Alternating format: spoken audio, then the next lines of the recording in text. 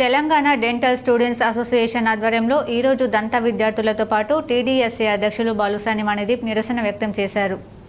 నిజామాబాద్ జిల్లా కలెక్టరేట్కు లేఖ అందజేశారు. టీడీఎస్ఏ అధ్యక్షులు బాలుసాని మణిదీప్ మాట్లాడుతూ గత 2 సంవత్సరాల నుండి ఎలాంటి ఫీజు రియంబర్స్మెంట్ ఈ ప్రభుత్వం పెండింగ్లో పెడుతున్నారని, ఫీజు రియంబర్స్మెంట్ విడుదల కాకపోవడంతో అనేక మంది దంత వైద్య విద్యార్థులు ఇబ్బంది పడుతున్నారని, అటు ప్రభుత్వం విడుదల చేయకపోగా ఇటు కాలేజీ యాజమాన్యం విద్యార్థులను ఫీజు రియంబర్స్మెంట్ డబ్బులు కట్టమని ఇబ్బంది పెడుతున్నారని అన్నారు. అంతేకాకుండా విద్యార్థులకు డబ్బులు కడితేనే సర్టిఫికేట్లు ఇస్తామని ఇబ్బంది పెడుతున్నారని చెప్పారు. ప్రభుత్వం ఇలాగే కొనసాగితే రాబోయే రోజుల్లో అన్ని యూనియన్స్, విద్యార్థి సంఘాలు కలుపుకొని నిరసనలు వ్యక్తం చేయడానికి సిద్ధమని చెప్పారు. ప్రభుత్వం తక్షణమే ఫీజు రియంబర్స్మెంట్ విడుదల చేయాలని టీడీఎస్ఏ అధ్యక్షులు బాలుసాని మణిదీప్ డిమాండ్ చేశారు. ఈరోజు తెలంగాణ డెంటల్ స్టూడెంట్స్ అసోసియేషన్ పిలుపునిచ్చినటువంటి call for action protest for scholarship అనే భాగంలో ఈరోజు నిజామాబాద్ డిస్ట్రిక్ట్ కలెక్టరేట్ ముందుకైతే ఒక పేపర్ రిప్రజెంట్ అసోసియేషన్ తరఫున చేయడానికి వచ్చినాం.